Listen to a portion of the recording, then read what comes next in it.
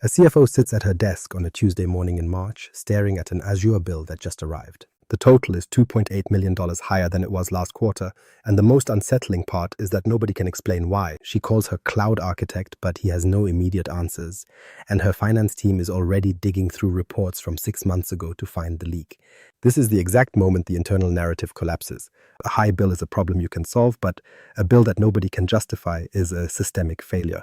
Organizations migrate to the cloud because they are promised elasticity, cost savings, and total control over their infrastructure. In reality, the environment often transforms into a financial black hole that consumes budget without producing equivalent value. This wasn't a random spike or a one-time mistake. When you look at the underlying architecture, this outcome was actually inevitable.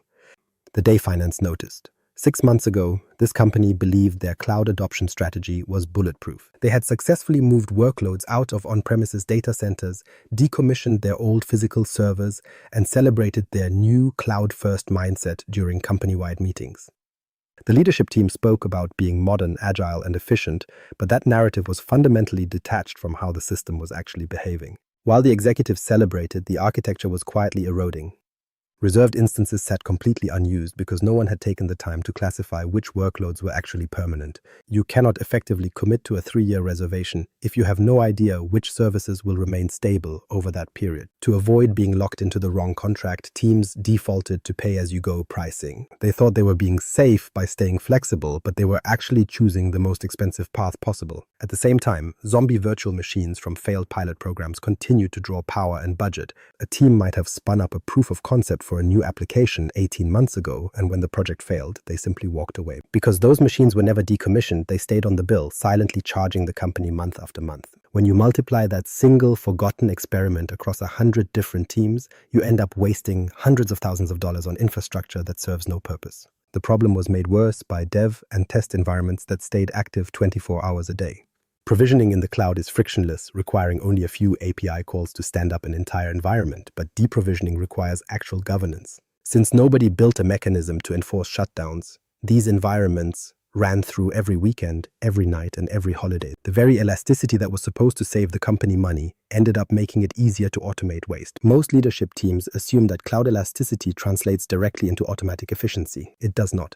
Elasticity is simply a tool that allows you to scale up quickly, which is useful for performance but dangerous for your budget. Without a deterministic policy to enforce cleanup, elasticity acts as a cost accelerant rather than a saving mechanism. Finance failed to notice the problem until month 13 because the total cloud spend was still lower than the old data center costs. They were comparing their current spending against a legacy past instead of comparing it against what a well-architected system should actually cost. The architecture was so inefficient that it was still cheaper than physical hardware, but it was underperforming by orders of magnitude. There is a massive gap between adopting Azure and actually understanding Azure cost architecture, and most enterprises are currently trapped in that space. They have moved the workloads and shut down the buildings, but they haven't engineered the system for efficiency. They simply moved their existing problems from a physical space into a virtual one and called it a success. This is the uncomfortable truth. The cloud does not make you efficient. It only gives you the capability to be efficient if you have the discipline to manage it. True efficiency requires an architect who is willing to say no to purposeless provisioning and enforce strict tagging and utilization standards. Most companies stop once they reach the cloud. They never move into the phase where they engineer the environment for deterministic costs, which is exactly where the millions of dollars are hidden. The CFO's $2.8 million surprise wasn't an anomaly.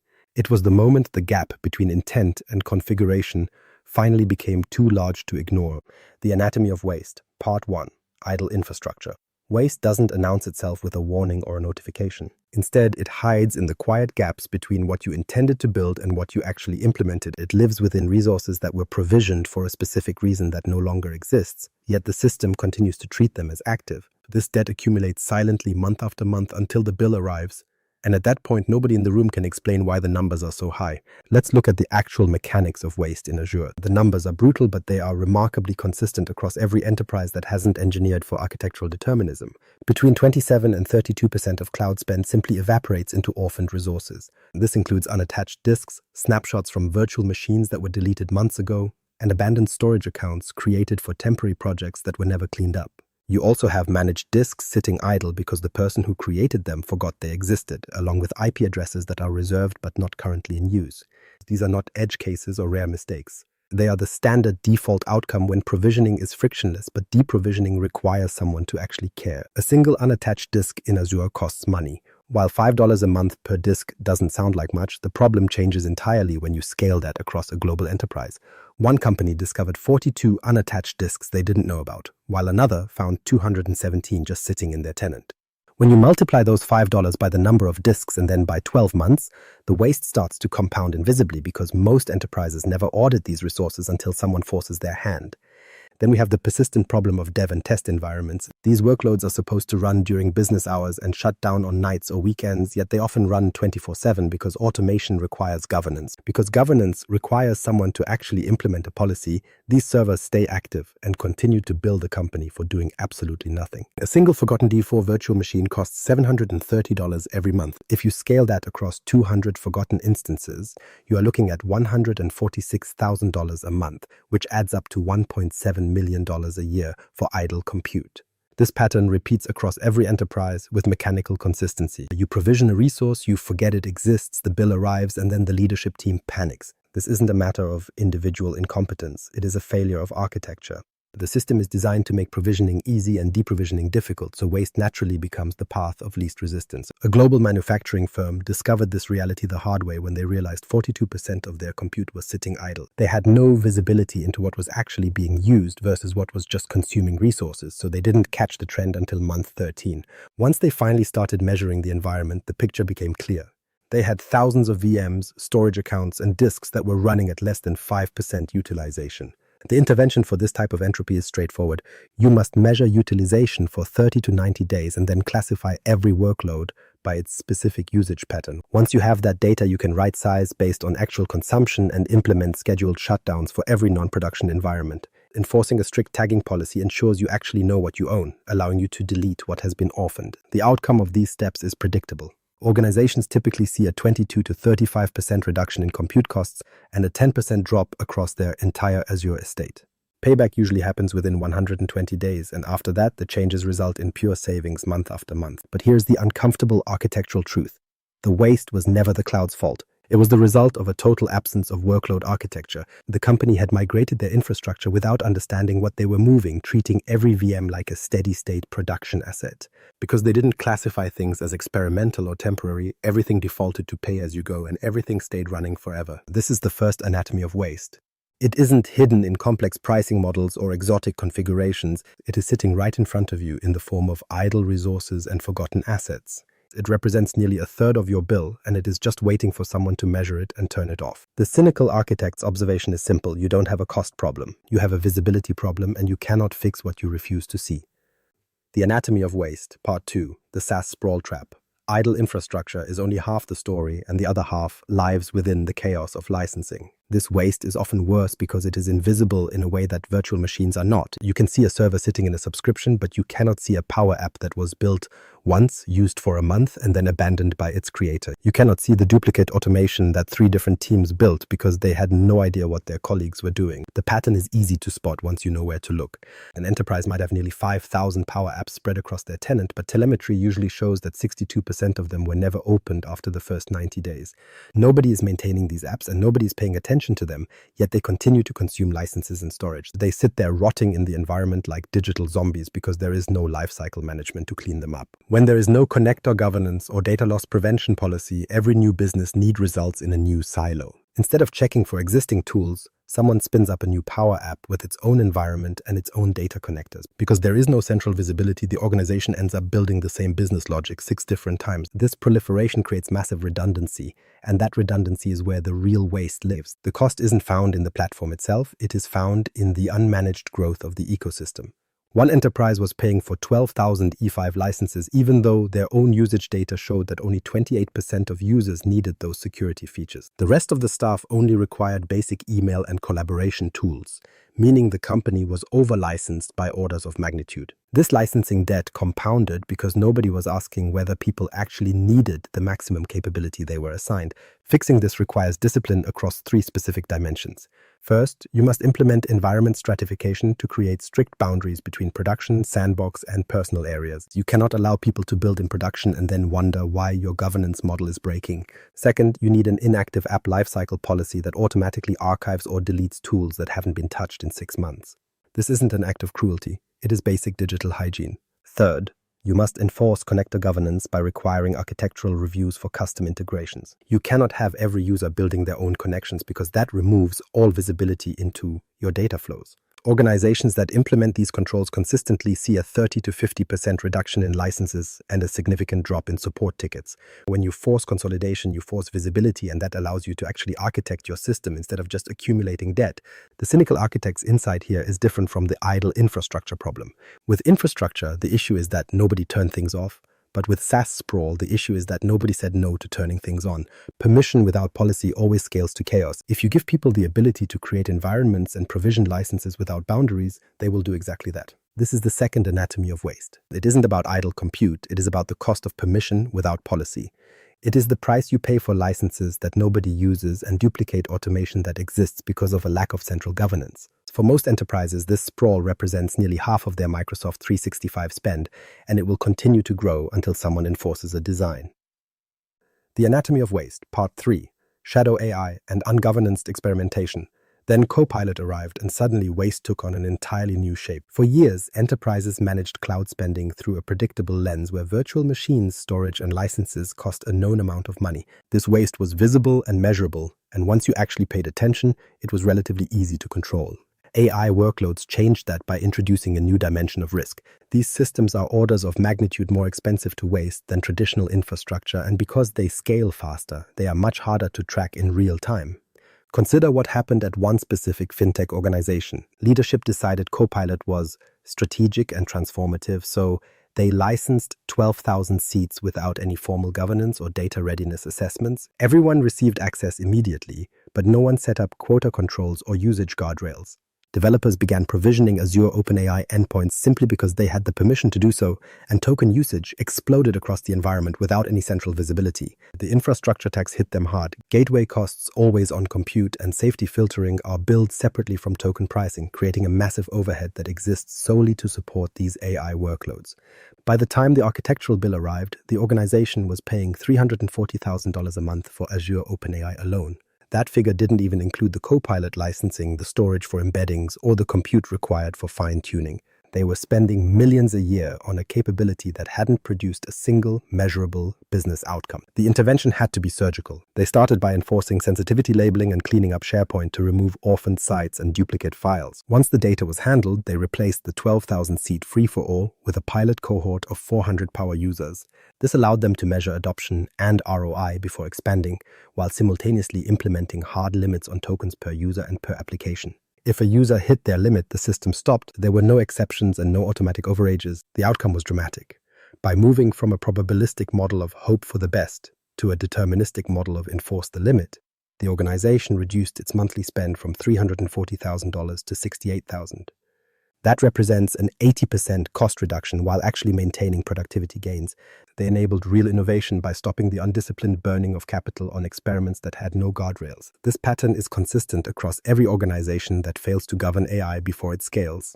Permission without policy is a recipe for architectural erosion.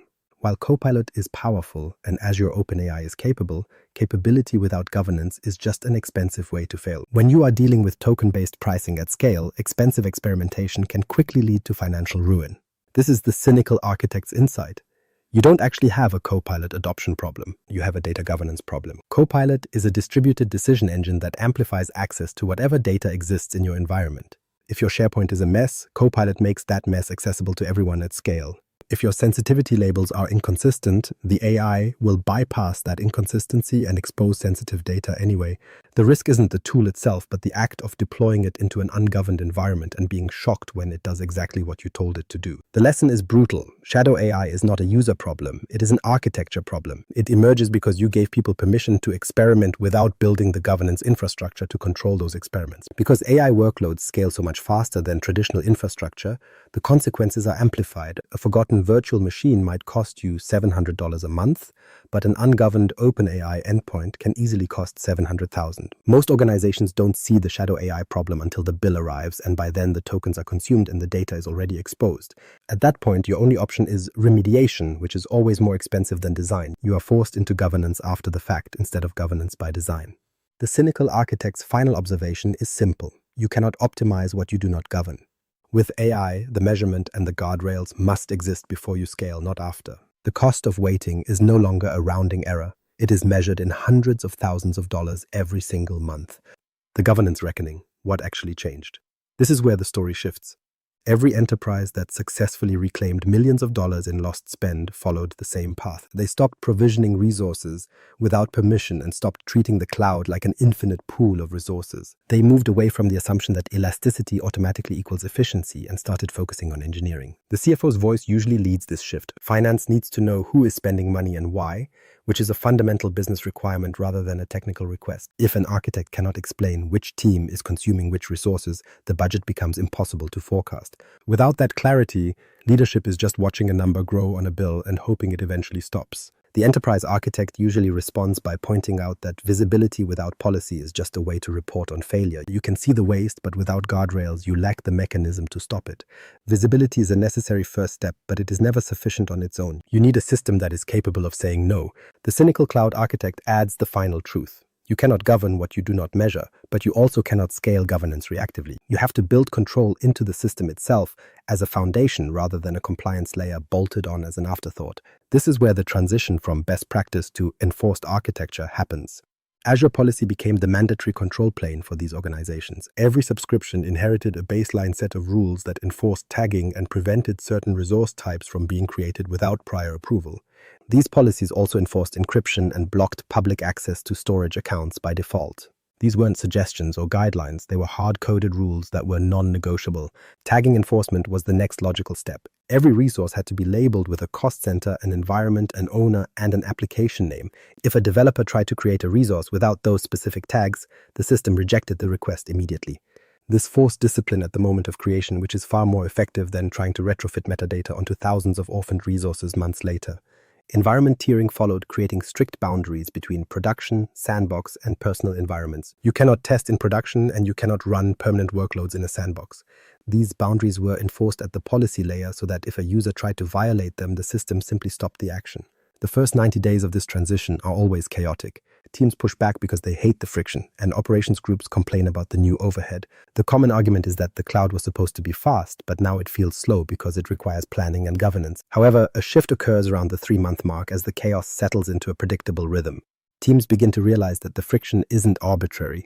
It is forcing them to think about what they are building before they provision it. It forces them to classify their workloads and understand the difference between an experimental project and a permanent production service. The following 90 days look very different. Waste becomes visible not as an abstract number, but as a concrete pattern of behavior. If a team provisions 100 virtual machines and 90 of them sit idle, that failure is now undeniable and attributed to a specific owner. Accountability changes how people behave. When teams know their waste is being measured and attributed to their budget, they start to care about right-sizing. They begin to shut down what isn't being used, not because they are being forced to by a central authority, but because they can finally see the impact of their own decisions. The CFO eventually notes that the organization stopped guessing and started measuring. The enterprise architect adds that they stopped reacting and started designing. Finally, the cynical cloud architect concludes that they stopped assuming the cloud was cheaper and started engineering it to be. The results for organizations that implement this model are remarkably consistent. They see sustained cost reductions of 25 to 35% that last for years. These aren't one-time wins. They are the result of governance becoming a discipline rather than a project. It becomes baked into the operating model. The lesson is purely architectural. Cost optimization is not a financial problem to be solved by accountants. It is a governance problem to be solved by architects. Governance is the foundation of the system, and everything else, efficiency, security, and scale, follows from that initial design. Case Study 1, the manufacturing firm, reserved instances and workload classification. Let's look at a pattern that has repeated across dozens of enterprises, specifically a global manufacturing company with 6,000 employees spread across multiple continents. They had migrated their entire infrastructure to Azure 18 months prior, and on the surface, the migration was a success. Servers were decommissioned, data centers were closed, and the company proudly claimed a cloud-first posture, but the underlying architecture was broken in ways that nobody had bothered to measure. When the governance reckoning finally started, the raw numbers revealed the depth of the problem. 42% of their compute was running on pay-as-you-go pricing, not because the workloads were variable or required flexibility, but because nobody had bothered to classify them. They didn't know which systems were steady state and which were experimental, so everything defaulted to the most expensive option available. This meant they were consuming resources at full price with no commitment and absolutely no discount. 18% of that compute sat idle or underutilized, running at less than 5% CPU utilization while still generating heat and billing the company for the privilege. These weren't orphaned resources in the traditional sense, but rather workloads that someone had provisioned for a specific reason that had since changed. As the projects evolved and demand shifted, the infrastructure stayed exactly where it was, still running and still billing. 0% of their estate was covered by savings plans because they had no commitment strategy, which is the inevitable result of having no workload classification. You cannot commit to 3-year reserved instances if you don't know which workloads will stay stable, and you can't use 1-year plans without understanding the difference between permanent infrastructure and temporary experiments. Because they chose to commit to nothing, they paid full price for everything, and the monthly bill reflected that lack of intent. The intervention began with a forensic inventory of every virtual machine, database, storage account, and managed disk in the environment. This wasn't a theoretical exercise, it was a deep dive into what existed, who owned it, and what its actual utilization patterns looked like over time. We needed to move past what people thought the patterns were and look at 30 to 90 days of hard data covering CPU, memory, and network traffic. The data was brutal, showing that most workloads were running at a tiny fraction of their provisioned capacity. A VM sized for a peak load that never happened was wasting money every hour, and databases provisioned for thousands of concurrent connections were handling only a handful. The entire infrastructure had been built for worst-case scenarios that rarely materialized, creating a massive gap between provisioned cost and actual value. Classification finally allowed us to align the infrastructure with the right pricing models. Steady-state production systems became candidates for reserved instances, which offered a 72% discount in exchange for a 3-year commitment. Variable workloads like development environments were moved to spot VMs for a 90% discount, while experimental proof of concepts stayed on pay-as-you-go with a strict deletion timer. Dev and test environments were placed on an automated shutdown schedule that killed power at 6 p.m. on weekdays and kept them off all weekend. This non-negotiable policy alone reclaimed nearly 40% of non-production spend because development infrastructure simply does not need to run when nobody is working. It had been running 24/7 only because nobody had built the automation to turn it off. Tag enforcement shifted the financial burden from a central IT budget to the specific business units consuming the resources. This created immediate accountability, and when teams finally saw their own costs and understood what they were spending, their behavior changed overnight. The result was a 35% reduction in compute costs and a full payback on the optimization project within 120 days. The architectural insight here is that the waste wasn't the fault of the cloud provider. The waste was caused by the total absence of workload architecture, as the company had moved VMs from on-premises to the cloud without ever classifying them. Everything defaulted to expensive, everything stayed running, and eventually everything was forgotten. The lesson is simple. Cost optimization isn't about hunting for discounts, but about understanding your workloads well enough to match them to the right model. Reserved instances handle the steady state, spot VMs handle the variable, and pay-as-you-go is for experiments. If you get the classification right, the savings follow, but if you get it wrong, you're just paying full price for a mess and calling it cloud adoption. Case Study 2. The Power Platform Tenant Sprawl, Environment Governance. Reserved instances only fix the infrastructure side of the house, but the other half of the problem lives in the Microsoft 365 ecosystem. This waste is more insidious because it is harder to see and even harder to quantify than a standard VM bill. One enterprise discovered they had 4,800 Power Apps spread across 47 different environments with no central governance or lifecycle management. 62% of those apps were never opened after their initial deployment, meaning they were just sitting there rotting while consuming licenses and storage.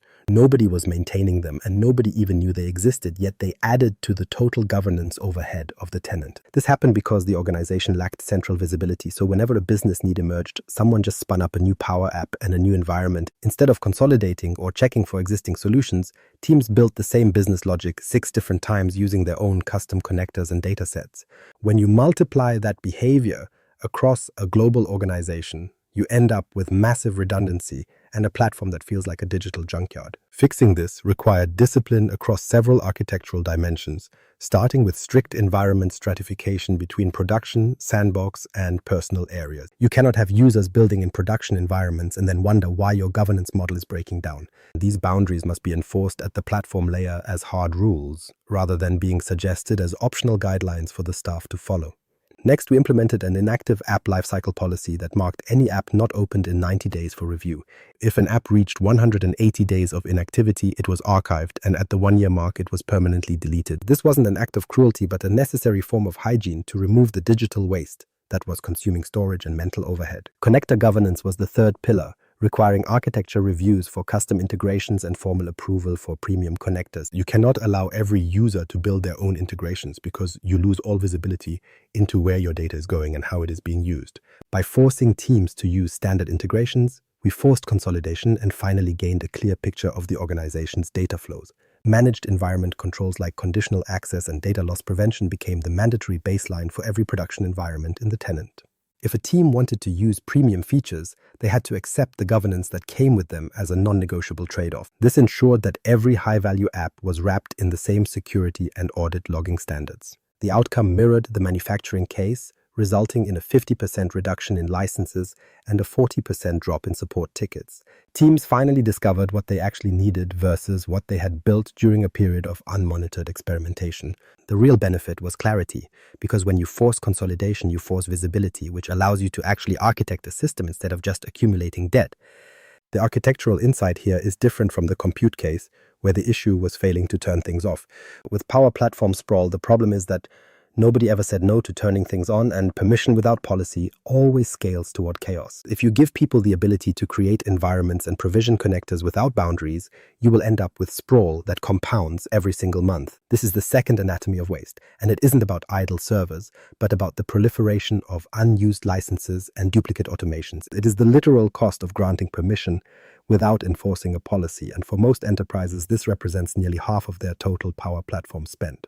The sprawl became the default because the organization never measured what was being used and they never enforced the boundaries required to keep the system clean. Case Study 3. The M365 License Right-Sizing Utilization Audit.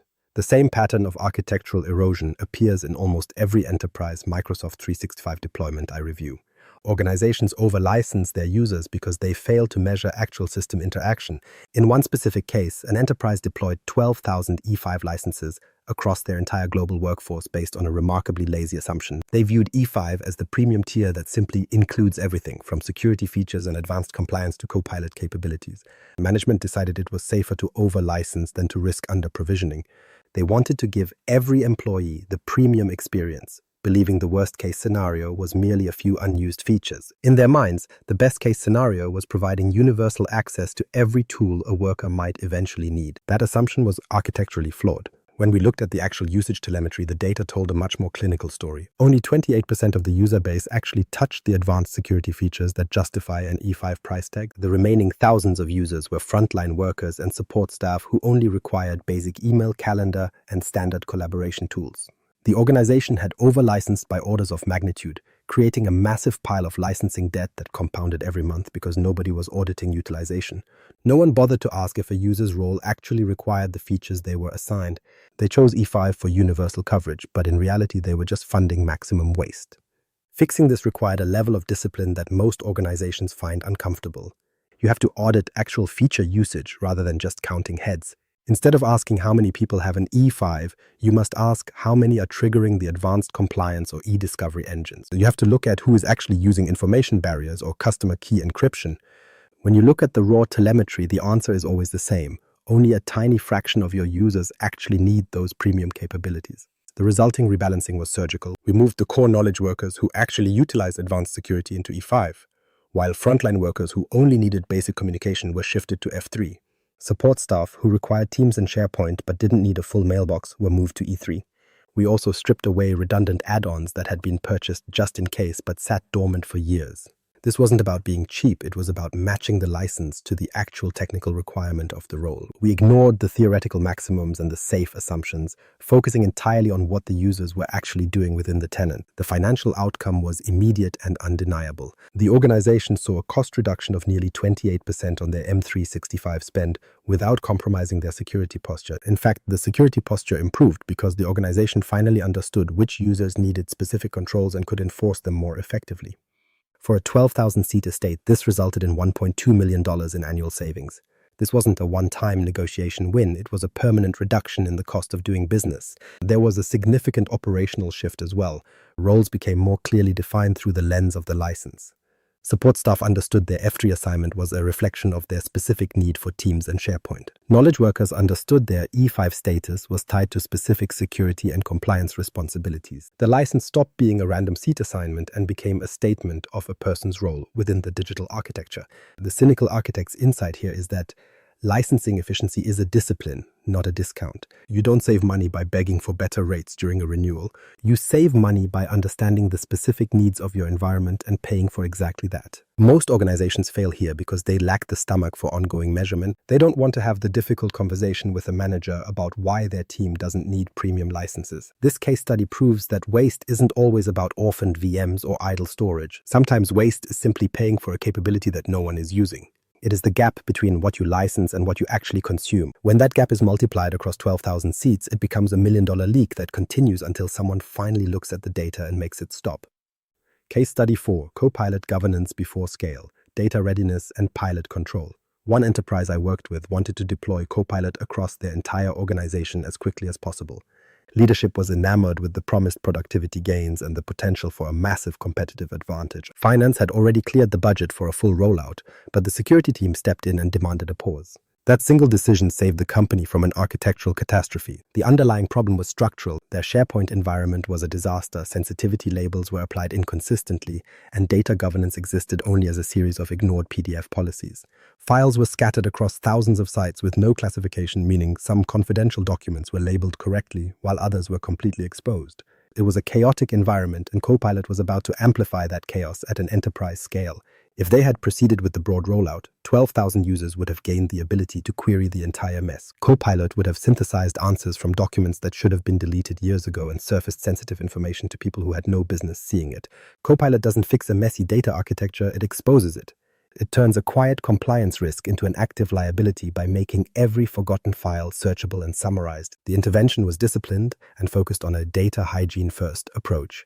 They spent months doing the unglamorous work of cleaning up SharePoint by removing orphaned sites and consolidating duplicates. They made sensitivity labeling mandatory rather than optional, ensuring every document had a classification and every site had a retention policy. This wasn't innovation in the flashy sense, but it was the necessary foundation for any AI implementation. Once the data was under control, they launched a pilot for 400 power users instead of the full 12,000. This was a strategic move to measure adoption and ROI in a controlled environment. You don't just hope a tool like Copilot works, you measure the specific changes in how people work. By limiting the scope, they could monitor data exposure in real time and see exactly how the AI interacted with their newly cleaned environment. We used license gating to enforce this discipline.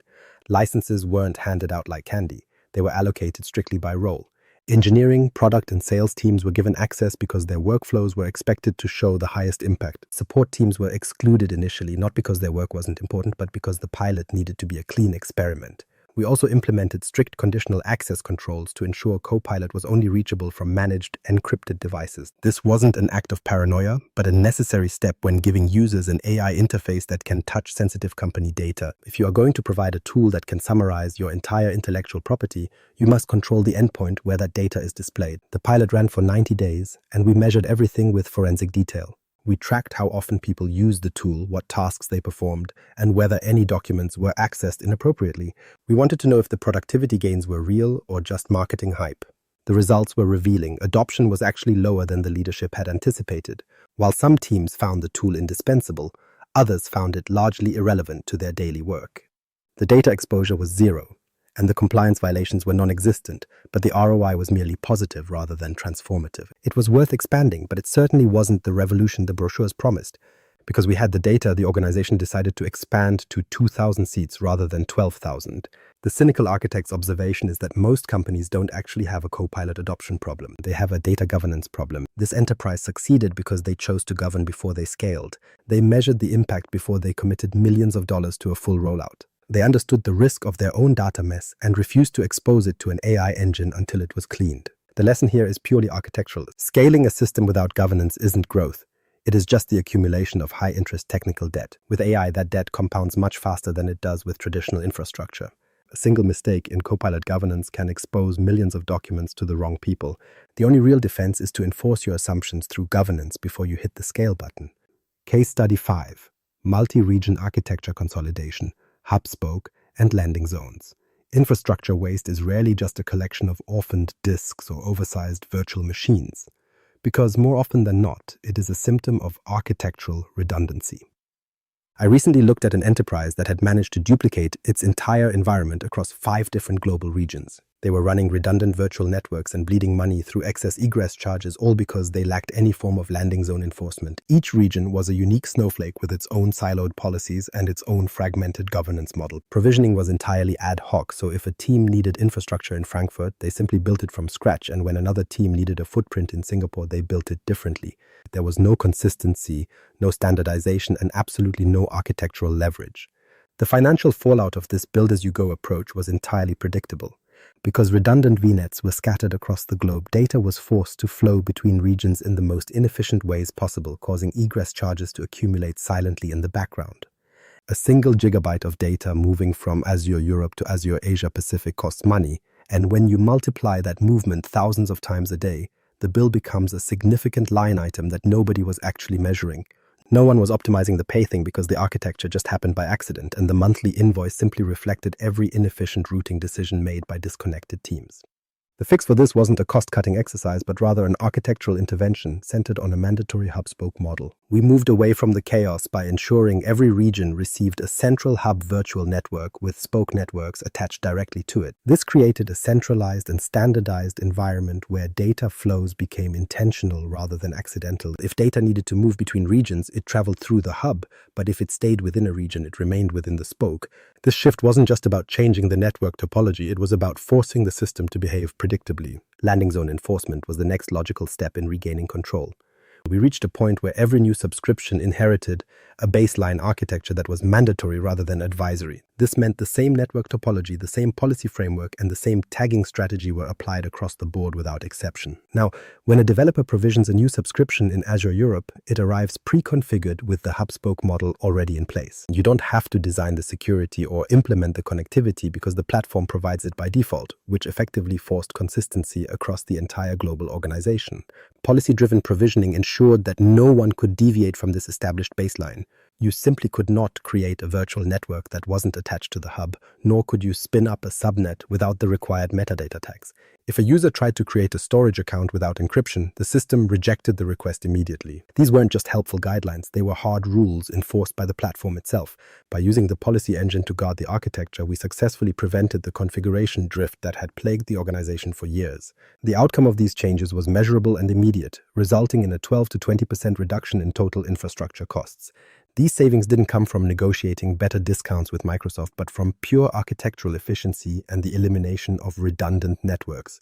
By optimizing data flows and cutting off the silent egress charges, the organization finally achieved a state of latency-aware cost balancing. They understood exactly where their data lived and where it needed to go, ensuring that workloads serving European customers stayed in Europe while Asian workloads stayed in Asia. Data stopped wandering across the globe and started flowing with purpose. Provisioning time also saw a massive improvement, dropping from 3 weeks down to just 3 days. This didn't happen because the people got faster at their jobs, but because the entire process was finally automated through the landing zone baseline. When the organization moved to a single reference implementation that everyone was forced to use, provisioning shifted from a creative exercise into a simple matter of configuration. You were no longer building a foundation from scratch every time a project started. You were merely toggling settings on a pre-built, optimized platform. The financial impact of this transition was substantial, totaling $340,000 in annual infrastructure savings. This wasn't a one-time cleanup or a lucky break, but rather a sustained reduction in spend because the architecture itself now enforced efficiency. Every new resource provisioned by the company inherited a cost-optimized baseline, and every data flow followed the most efficient path possible. The entire global footprint finally operated under a single, unified governance framework that made waste difficult to achieve. The architectural insight here is subtle, but it is also profound. Architecture is the true control plane of your cloud environment, and everything else you do is just execution. You can buy the most expensive cost optimization tools on the market, but if your underlying architecture encourages waste, those tools will never be able to save you. You can write perfect governance policies in a PDF, but if your architecture makes it easy for people to violate them, they will find a way to do it. Even comprehensive monitoring is useless if the architecture is so complex that you can't interpret the data it produces. The organizations that successfully reclaimed millions of dollars didn't do it through better reporting or clever negotiation. They did it by making their architecture enforce the specific behaviors they wanted to see. They turned efficiency into the path of least resistance and made it harder to waste money than it was to optimize it. By making the default configuration the right configuration, they removed the human element from the equation. This is the final lesson from these case studies. Cost optimization is an architectural challenge, not a financial one. If you get the architecture right, the costs will naturally follow your design intent. If you get the architecture wrong, no amount of clever pricing models or reserved instances will be enough to save your budget from the inevitable entropy of the cloud. Designing determinism, the operating model. This is the point where theory finally meets practice. Every enterprise that has successfully reclaimed millions of dollars followed the same initial path. They stopped treating cost optimization as a temporary project. Instead, they baked efficiency into the structural DNA of how the organization functions. They built an operating model where saving money wasn't an optional nice-to-have feature, but a fundamental requirement of the system. The monthly FinOps board meeting became a mandatory ritual where engineering, finance, and operations all sat in the same room to have the same difficult conversation. They looked at exactly what was spent, why the numbers moved, and what the forecast looked like for the coming month. This wasn't a boring compliance meeting where reports were filed away and forgotten by the end of the day.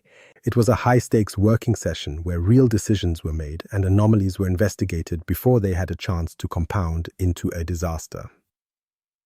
Quarterly rebalancing of reserved instances and savings plans became a strict discipline within the organization. You cannot simply buy a 3-year commitment and ignore it for the next 36 months while your workloads shift and evolve. These teams measured actual usage to understand which workloads were truly steady state and which ones were variable enough to warrant a different approach. Every 90 days, they adjusted their commitments based on what they had actually learned about their environment. This is continuous optimization in action rather than a one-time financial gamble.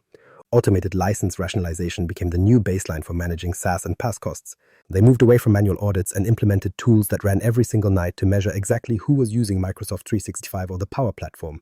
These systems identified over-licensed users and flagged inactive applications, surfacing duplicate automations that were wasting resources. When the data arrived each morning, the organization acted on it immediately by rebalancing licenses and deleting the apps that no longer served a purpose. Scheduled shutdowns for development and testing environments became a non-negotiable rule. At 6 p.m. every weekday and all day during the weekend, these systems went dark automatically. This wasn't an optional setting that a clever developer could disable because the infrastructure itself enforced the policy. These environments only came back online at 6 a.m. on Monday morning, which alone reclaimed 20 to 40% of the non-production budget. Development infrastructure simply does not need to run when no one is working, and the only reason it ever stayed on was a lack of automation. Cost allocation by team served as the primary accountability mechanism for the entire enterprise. Every single resource was tagged with a cost center, and every subscription was tied to a specific owner who was responsible for the bill. They implemented a chargeback model that forced teams to look at their own consumption rather than hiding behind a general IT budget. When teams finally saw the direct impact of their choices on their own bottom line, their behavior changed overnight because they finally understood the consequences of over-provisioning. Anomaly detection acted as an early warning system that fired alerts whenever spending deviated from the forecast by more than 10%. Instead of waiting for a shocking bill at the end of the month, they detected spikes in real time and investigated them immediately. When a team's Azure spend jumped 15% in a single week, an alert fired and the investigation began that same afternoon. They caught a developer who had provisioned 100 VMs for a load test and forgotten to turn them off, saving thousands of dollars before the damage could escalate. The voice of the CFO becomes very clear when you look at the results of this model. They stopped guessing about the future and started measuring the present, which allowed them to forecast with a level of confidence they never had before. The enterprise architect will tell you that they stopped reacting to fires and started designing systems that couldn't burn. They built efficiency into the platform and made the default configuration the only configuration. As a cynical architect might put it, they stopped assuming the cloud was cheaper and started engineering it to be. The actual outcome for enterprises that commit to this operating model is remarkably consistent across industries. They see sustained cost reductions of 25 to 35% that last for 18 months and well beyond. These aren't one-time wins, but permanent shifts in the cost curve because the operating model enforces the discipline. Every month the board meets, every quarter the commitments are balanced, and every night the automation hunts for waste. The results aren't a matter of luck, they are the inevitable consequence of a relentless process. This architectural insight is what separates the organizations that save millions from the ones that save nothing at all. Cost optimization is not a financial problem to be solved by accountants, but an operational discipline to be mastered by engineers. It is not a task you finish, but a rhythm that you build into the very heart of the business. When you make efficiency structural and non-negotiable, the savings follow naturally. You aren't just being clever with your money, you are being disciplined with your design and engineering determinism into the system itself. The hidden architecture, governance as a control plane. Most enterprises treat governance like a tax or a layer of compliance overhead that exists only to satisfy auditors. They view it as a necessary evil that inevitably slows down innovation and gets in the way of speed. The organizations that actually saved millions look at the problem through a different lens. They see governance as the foundation of determinism, acting as the control plane that makes every other technical success possible. Azure policy is not an optional suggestion or a piece of friendly advice for your teams. It functions as a set of mandatory guardrails applied to every single subscription to ensure architectural intent is actually met. If a developer tries to spin up a resource that violates a specific policy, the system rejects that request immediately. This failure doesn't happen weeks later during a manual audit, but right at the moment of creation. This isn't friction for the sake of being difficult, but rather a way to enforce architecture instantly instead of trying to retrofit it months down the line. Your tagging strategy requires that same level of rigid discipline to be effective. Every resource must carry data for cost centers, environments, owners, and applications, or the system simply won't allow the provisioning to complete. This forces a specific type of discipline at the start of the lifecycle, making teams think about what they are building before they actually hit deploy. When you force clarity regarding ownership and purpose at the beginning, that precision cascades into much better financial decisions further downstream. Managed environments within the Power Platform operate under these same architectural laws. By enforcing strict boundaries between production, sandbox, and personal spaces at the platform layer, you eliminate the risk of accidental logic leaks. You cannot deploy critical business code to a personal environment, and you cannot test new features in a live production setting. These boundaries are maintained by the system itself rather than by policy documents that people usually ignore. Technical controls make violations impossible, which is the only way to truly manage a distributed environment. Conditional access determines exactly who can touch the environment and under what specific circumstances. It dictates who can provision resources, which networks they must use, and what level of device health is required for entry. These are not optional security features you turn on when you feel like it, but mandatory baselines that every production subscription must inherit. If a team wants to change these defaults, they have to justify the risk and get formal approval first. The system stays locked down by default, meaning any deviation requires a conscious, documented decision. Role-based access control is how you enforce the principle of least privilege across the entire organization. Not every user needs admin rights to every service, so you grant access only to the specific subscriptions required for a job. Developers stay in dev environments, operations handles production, and finance gets restricted to the cost data they actually need. The separation of duties is baked into the platform layer, so the system stops unauthorized access attempts automatically. This isn't a matter of trusting your employees, but an architectural choice to make doing the wrong thing as difficult as possible. Consider a real case study from a large enterprise that finally enforced mandatory tagging at scale. They managed to save 8 hours every single week on cost allocation tasks alone, simply because their data was finally consistent and auditable. Because the system rejected untagged resources, they never had to waste time hunting down which department owned a specific set of orphaned VMs. The tags provided the answers automatically, creating an operational efficiency that compounded into massive savings month after month. Another organization implemented managed environments for their Power Platform and saw support tickets drop by 40% almost immediately. This didn't happen because the software magically got better, but because governance stopped the chaotic sprawl that was generating those tickets in the first place. They no longer dealt with orphaned apps that required constant maintenance or duplicate automations that created massive data confusion. Governance created a level of clarity that naturally reduced the overhead required to keep the lights on. There is a counterintuitive truth that separates the successful organizations from the ones that are constantly struggling. More governance actually leads to less friction once the system is fully implemented. Consistency eliminates the exceptions where waste likes to hide. And when every subscription follows the same baseline, deviations become instantly visible. When every team operates under the same set of rules, waste becomes obvious and optimization finally becomes a realistic goal. The cynical architect's final law is that governance is not the enemy of agility. It is actually the only foundation for predictable agility, allowing you to move fast without the fear of a total system collapse. You can innovate and experiment as rapidly as you want. provided you stay within a framework that prevents catastrophic financial mistakes. This structure prevents the kind of unmanaged chaos that typically leaves millions of dollars on the table every year. This is the hidden architecture that most leadership teams completely miss during their cloud migration. While they see governance as a constraint, the organizations that save millions see it as a foundational control plane. You must build the governance model first and make it entirely non-negotiable if you want to see real results. Once the rules are enforced by the system, your costs, reliability, and speed will all improve because of the guardrails, not despite them. The FinOps discipline. Metrics that matter.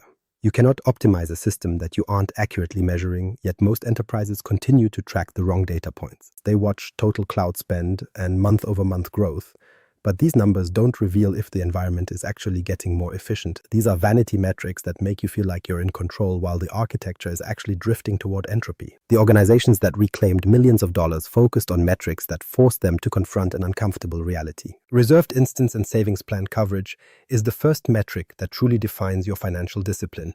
You need to know exactly what percentage of your compute spend is covered by long-term commitments rather than on-demand pricing. A healthy target sits between 65 and 75% because anything lower means you are paying full price for steady workloads. If you go too high, you risk paying for idle capacity you don't actually need. So this metric forces a necessary conversation about workload variability. Cost per workload is the second metric you need to monitor with extreme precision. Total cost is a useless number without context, so you must track spend per transaction, per user, or per compute hour. If your cost per transaction starts climbing, it serves as an immediate warning that your architectural efficiency is beginning to degrade.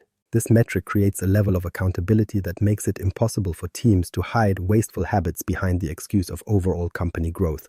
Idle resource percentage is the third metric, and it is perhaps the most brutal indicator of a failed provisioning strategy. You need to identify what percentage of your resources are running at less than 5% utilization at any given time. If that number stays above 5%, you have a fundamental problem with how your teams are right-sizing their environments. You can't argue with a VM that is sitting at 2% CPU usage, and this metric makes that waste undeniable to everyone involved. Cost variance versus your forecast is the fourth metric that determines if you actually understand your own environment. If your forecast accuracy is consistently below 80%, it means your internal model is broken and you're essentially flying blind. High accuracy allows you to budget with certainty and make data-driven decisions rather than relying on a series of educated guesses. When you can't predict what you'll spend next month, you don't have enough visibility to claim you are managing the platform. License utilization is the fifth metric, and it's where most companies discover they are massively overspending on SaaS features. You might have 12,000 high-tier licenses active, but if only a fraction of those users touch the advanced security features,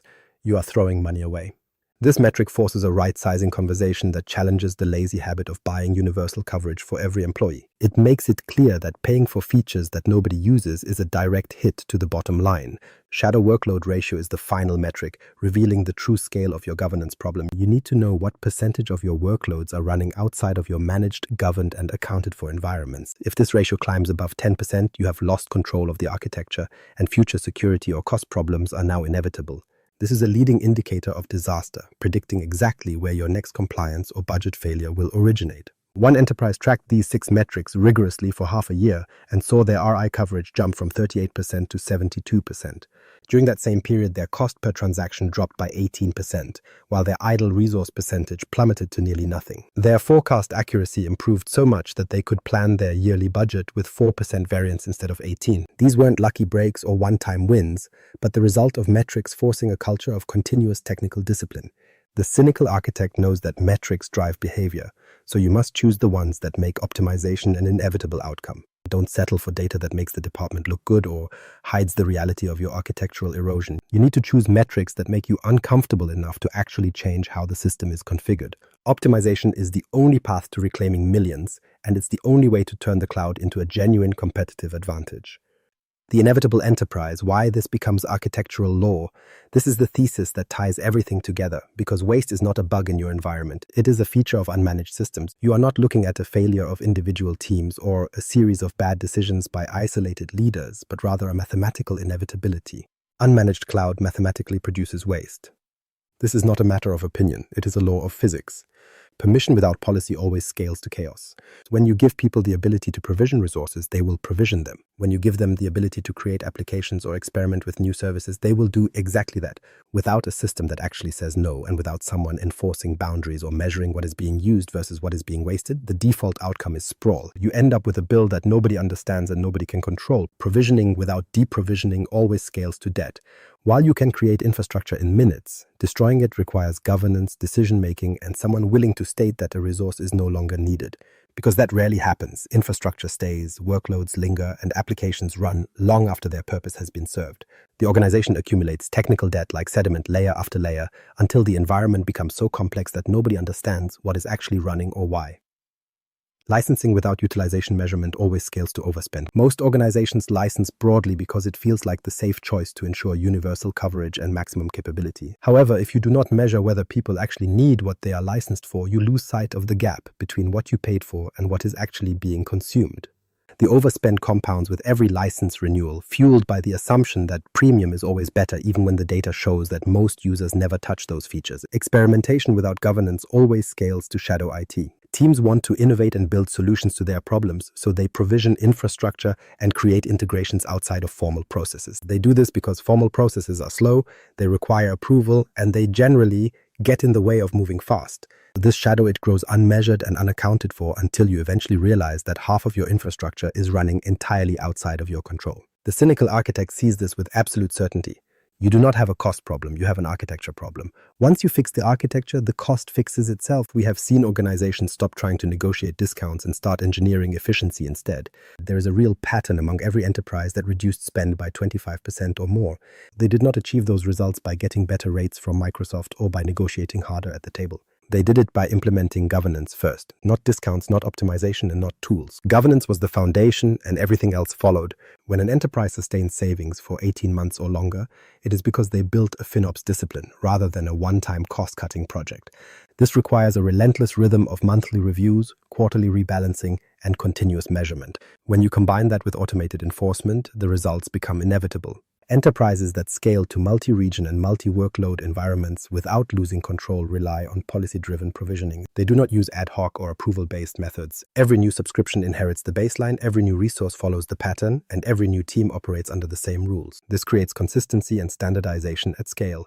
The inevitable outcome is simple. Organizations that engineer for determinism do not need to negotiate discounts because they engineer waste out of the system. They make it harder to waste money than to optimize it, ensuring the default configuration is always the right configuration. When you make efficiency structural instead of aspirational, low and predictable costs become the new law of the land. This architectural law separates the organizations that save millions from those that are still struggling. It is not about being clever or finding hidden discounts. It is about being disciplined. You must engineer the system to prevent waste rather than reacting to it with firefighting. When you accept this architectural inevitability, everything changes. The co-pilot factor, AI governance as the next frontier.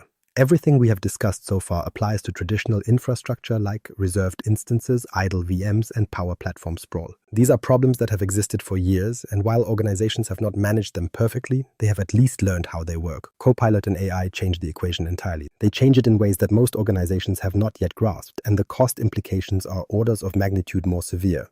AI workloads are fundamentally different from traditional compute because they are explosive rather than steady state.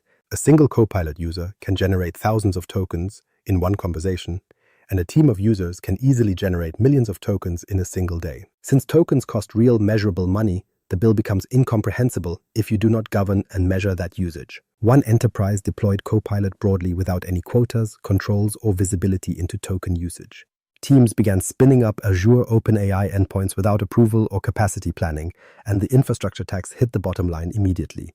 Gateway costs, always-on compute, and safety filtering were all billed separately from token pricing. A fintech team's AI experiments cost $340,000 per month before governance was finally implemented. That was the price for a team of only 12 people. The intervention for AI is different from traditional cost optimization. You cannot simply shut down idle AI workloads or apply reserved instances and hope for the best. AI requires a different discipline that starts with data readiness assessments and the enforcement of sensitivity labeling. You must clean up SharePoint, remove orphaned sites, and enforce retention policies before moving forward. If you deploy Copilot into an environment where data governance is merely aspirational, the AI will amplify every failure and surface information that should have been deleted years ago. The same enterprise eventually implemented sensitivity labeling first and Copilot second. They cleaned up SharePoint and implemented conditional access so that Copilot was only accessible from managed devices. Instead of a company-wide rollout, they started with 400 power users to measure adoption and ROI. They allocated licenses by role rather than seat count and enforced hard limits on tokens per user and per model. The infrastructure tax remained, but it was finally predictable and controlled. The outcome was dramatic for that fintech team. Their monthly spend dropped from $340,000 to $68,000, representing an 80% cost reduction. They did not achieve this by cutting features, but by implementing governance and controlling who could access specific models. The governance did not reduce their capability, it simply removed the waste. The lesson here is both architectural and urgent. AI governance is the difference between innovation and bankruptcy. You cannot deploy Copilot at scale or let teams spin up AI endpoints without approval and strict controls. The cost and risk structures are entirely different from what you are used to, and organizations that ignore this will only discover the truth when their bills arrive. The cynical architect's observation is blunt. You do not have a Copilot adoption problem. You have a data governance problem. Furthermore, you do not have a data governance problem, you have an architecture problem. If your architecture does not make it hard to misuse data or visible when data is accessed inappropriately, Copilot will only make the situation worse. This is the frontier where the next wave of waste will happen. Organizations that do not govern early will discover they have spent millions on AI experiments that should have been shut down months ago. The organizations that reclaim those millions are the ones that implement governance before they scale. Data readiness comes first, followed by Copilot measurement and discipline. That is the only pattern that actually works. The consolidation imperative, from sprawl to integration. The final piece of this architectural puzzle is consolidation. And I say that because every enterprise that actually saved millions followed this exact path. They didn't do it because consolidation is some kind of moral virtue, but because fragmentation is objectively expensive. SaaS sprawl is the enemy here, not because the software itself is flawed, but because the resulting fragmentation creates a massive tax on the organization. When you have 50 different tools, you don't actually have 50 solutions. Instead, you have one fundamental problem that you are paying to repeat 50 times over. You are paying for data silos, integration overhead, and duplicate functionality, while the licensing complexity and support burden compound with every single tool you add to the environment. Power Platform consolidation is your most direct lever for change, allowing you to replace 50 niche SaaS tools with a single unified low-code ecosystem. This isn't about following a trend, but about the architectural reality that consolidation reduces complexity by removing unnecessary moving parts. I watched one enterprise take 47 different Power Platform environments and collapse them down into just 12, and they did this without deleting a single necessary capability. They simply eliminated the duplicate environments where the same logic was being rebuilt over and over, which allowed them to prune 4,800 Power apps down to 1,200 active ones. They didn't lose functionality, they simply identified that 62% of those apps were never even opened after they were deployed and removed the waste. The financial impact of this shift was immediate, resulting in a 30 to 50% reduction in both SaaS and Power Platform licensing costs. These savings didn't come from aggressive contract negotiations, but from the simple realization that they didn't need 50 tools when one correctly configured platform would suffice. The operational impact was just as significant because it provided a single pane of glass for governance and audit trails that actually made sense to a human reviewer. Compliance became enforceable rather than aspirational, and data flows became visible instead of being scattered across a dozen disparate systems. When you choose to consolidate, you gain visibility, and in this architecture, visibility is the only thing that truly enables control. Microsoft 365 consolidation follows this same logical pattern, starting with the decision to stop handing out E5 licenses to everyone and instead licensing by specific role. You have to eliminate the redundant add-ons that provide no value to the average user. I saw an organization with 12,000 over-licensed seats rebalance their entire tenant to a mixed model that used E5 for security-dependent roles, E3 for core knowledge workers, and F3 for the frontline. Their security posture actually improved because the organization finally understood which users required which specific features to do their jobs safely. This move led to a cost reduction of 15 to 28%, which put $1.2 million back in the budget annually through a permanent right-sized model. Azure consolidation is a matter of architectural enforcement, requiring you to mandate landing zones and eliminate duplicate environments across the board. You must standardize on a hub-spoke architecture to prevent the sprawl that naturally occurs when teams are left to their own devices. One enterprise I worked with had redundant infrastructure spread across 5 different regions, but they consolidated everything into a single reference implementation. This resulted in a 12 to 20% reduction in infrastructure costs, saving $340,000 every year. The real benefit was operational, as provisioning time dropped from 3 weeks to just 3 days because consistency and predictability enabled the system to scale. The pattern across these efforts is remarkably consistent, and it reveals that you don't consolidate just because you want a shorter list of vendors. You consolidate because fragmentation is a hidden tax, and duplicate functionality will always cost more than a unified system. Data silos create friction that slows down every process, and every new tool you add to the stack multiplies your governance burden. Integration overhead compounds as you scale, making the licensing complexity of 50 tools far more expensive than managing one platform that has been configured correctly from the start. From the perspective of a cynical architect, consolidation is simply a law of the system, and it is never about doing less for the business. It is about doing more with a unified architecture that provides the efficiency and visibility you need to actually govern the environment. When you consolidate, you don't lose capability. You gain the ability to measure and optimize the resources you are actually using. The organizations that consolidated most aggressively were also the ones that managed to innovate the fastest. This didn't happen despite the consolidation, but because of it, as a unified architecture provides the foundation of confidence needed to move at scale. This is the final architectural pattern that separates the organizations that saved millions from the ones that are still struggling to keep the lights on. They chose to consolidate their stack and eliminate the fragmentation that was hiding their waste. They unified their platforms, standardized their implementations, and enforced their architecture with a level of discipline that most companies lack. When they made consolidation a structural requirement instead of a vague goal, their costs became structural and predictable as well. This is consolidation as an architectural inevitability, and it is the final lever where the last few millions are usually hiding. The playbook: what decision makers should do Monday morning. Theory is interesting for a white paper, but you are here because you need actionable architecture that actually works in a production environment. This is the playbook that separates the organizations that reclaimed millions from the ones that are still sitting in meetings talking about it. Your first priority must be establishing governance before you sign off on any new procurement, because you cannot optimize a system you don't actually govern. This isn't a friendly suggestion. It is an architectural law that you must follow before you negotiate another discount or implement another tool. You have to govern what you already have before you can justify adding anything new to the stack. The first step is a forensic audit of your current state, covering every resource, every license, and every permission currently active in your tenant. This isn't a casual inventory, but a deep dive into what is actually running, what is actually licensed, and what is actually being used by your staff. This process is unglamorous and takes a significant amount of time, but it is a non-negotiable foundation for everything else. You cannot build a governance model on a foundation of ignorance, so you have to know exactly what you are trying to govern. Next, you must implement a mandatory tagging strategy that includes the cost center, environment, owner, and data classification for every single resource. If a user tries to create a resource without these tags, the system must be configured so that the request fails immediately. You have to make this structural and non-negotiable because the tagging strategy is the only way to achieve accurate cost allocation. Without these tags, you can't answer basic questions about which team is spending money or which environment is consuming resources unnecessarily. These tags provide the answers, but only if they are enforced at the platform layer without exception. Once the tags are in place, you have to enforce Azure policy by setting up mandatory guardrails on every subscription in your environment. Start with the basics by requiring encryption and managed disks, and then restrict resource types to specific approved regions. You are building the policies that enforce your architecture, and you must make them reject any request that violates these rules in real time. This creates friction for a specific purpose, as it prevents the kind of waste that occurs when people deploy resources outside of your established standards.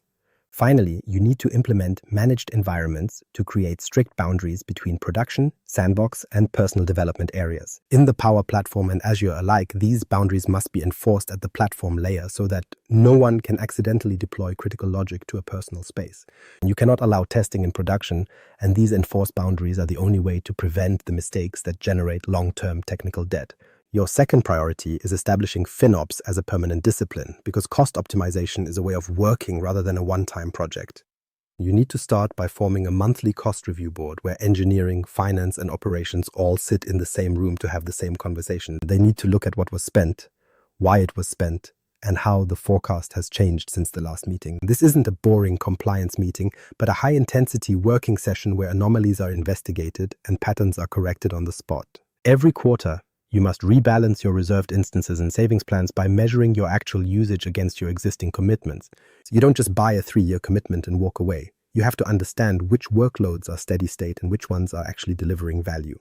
You adjust your strategy every 90 days based on what the data is telling you about your actual consumption. You also need to automate your license rationalization so that audits of M365 and Power Platform usage happen every single night. You shouldn't be doing this manually when you can have tools running in the background that deliver fresh data to your desk every morning. The organization then acts on this data by rebalancing over-licensed users and marking inactive applications for immediate deletion. The final piece of FinOps is implementing a chargeback model so that every team sees their own consumption as a direct cost to their budget. When a team is forced to look at their own bill, their behavior changes naturally because they finally understand the financial consequences of their architectural choices. Your third priority is the consolidation strategy, which should be viewed as a 12-month roadmap rather than a quick fix for a single quarter. Start with Power Platform environment consolidation by reducing your footprint and implementing strict lifecycle policies for every app. When an app becomes inactive, it gets deleted, and when a connector violates governance, it gets blocked by the system. This step alone is usually enough to reclaim 30 to 50% of your Power Platform spend by eliminating the noise. Then move to M365 license right-sizing by auditing your utilization and rebalancing your seats based on the actual roles of your employees. Use E5 for the people who actually need the security features, E3 for your knowledge workers, and F3 for the frontline staff. By eliminating redundant add-ons, you can sustain a cost reduction of up to 28% indefinitely.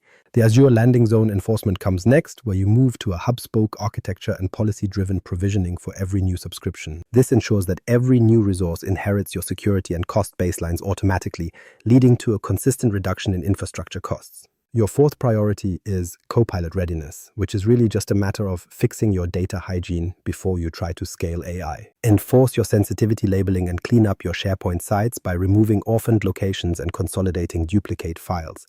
You have to enforce your retention policies now, or the AI will simply surface the garbage that you should have deleted years ago. Run your pilot governance by giving Copilot to 400 power users first, rather than dumping it on the entire organization at once. You need to measure the adoption and the ROI while keeping a very close eye on any unintended data exposure. Finally, you must enforce hard quotas on tokens per user and per application to prevent a massive, unexpected bill at the end of the month.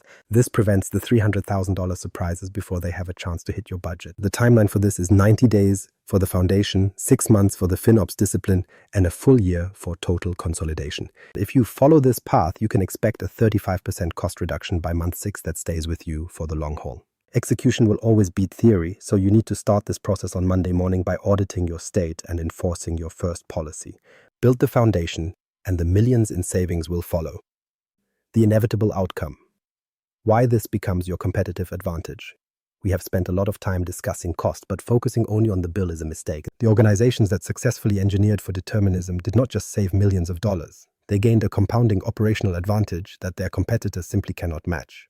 When you move from a probabilistic mess to a deterministic system, provisioning time drops from weeks to mere hours. Innovation accelerates because teams are no longer sitting around waiting for infrastructure requests to clear a bureaucratic hurdle. Instead, the infrastructure arrives pre-configured and pre-governed, which means your developers can focus on customizing tools rather than creating them from scratch. That is the difference between moving at the speed of a committee and moving at the speed of the market. Compliance also stops being a quarterly fire drill and becomes a structural reality. You no longer have to scramble 3 months before an audit to gather evidence because the system has been continuously collecting, logging, and monitoring that data since day one. When the auditor finally arrives, you simply hand over the data without having to reconstruct history or explain away embarrassing gaps in your records. The governance was built into the foundation, so the compliance is automatic. Your incident recovery time improves significantly because this model ruthlessly eliminates unmanaged workloads. You won't find any zombie VMs that nobody remembers or orphaned applications that no one actually owns. Because everything is tagged, governed, and visible, you can actually see the blast radius and understand the dependencies when something inevitably breaks. Recovery happens faster and downtime stays shorter, which ensures that the actual business impact remains as small as possible. Security posture improves because you are finally enforcing your assumptions at the control plane level. You cannot accidentally grant excessive permissions when role-based access control is hard-coded to enforce least privilege. You cannot accidentally expose sensitive data when labeling is mandatory, and you cannot deploy to production from an insecure endpoint when conditional access is standing in the way. This isn't aspirational security, it is structural enforcement by the system itself. Consider a real case study from an enterprise that fully committed to this architectural model. Their incident response time dropped by 60%, not because the humans got faster, but because the architecture made the incidents simpler to solve. By eliminating unmanaged workloads and ensuring complete visibility, they understood exactly what was happening the moment it started. That 60% faster recovery is a massive competitive advantage. Another enterprise saw their audit compliance jump from 62% to 98% without hiring a single new compliance officer. They achieved this by making it architecturally impossible to deviate from the rules, turning governance into the default state rather than a rare exception. Maintaining 98% compliance without increasing your administrative overhead is how you build a moat. A third enterprise managed to reduce their provisioning time from 21 days down to just 3. They didn't do this by cracking a whip over their staff. They did it by automating the process and making the right configuration the only configuration available. By eliminating the endless approval cycles that slow everything down, they became 7 times faster than they were the year before. This competitive advantage compounds because cost is never the only metric that improves. Reliability, security, and speed all trend upward simultaneously. An organization that engineers for determinism doesn't just spend less money. It operates with more precision, it moves faster, fails safer, and innovates with a level of confidence that a chaotic organization can never achieve. The market advantage is clear. While your competitors are busy negotiating for 5% discounts, you are busy engineering waste out of your entire system. While they struggle with resource sprawl, you are operating with consolidation. While they react to problems, you are preventing them from ever occurring. That is the fundamental difference between simple cost optimization and true architectural excellence. There is also a subtle but profound talent advantage to this approach. High-level engineers want to work on deterministic systems where the architecture actually makes sense and the defaults are correct. They don't want to spend their careers in chaotic environments where every deployment is a negotiation and every monthly bill is an incomprehensible surprise.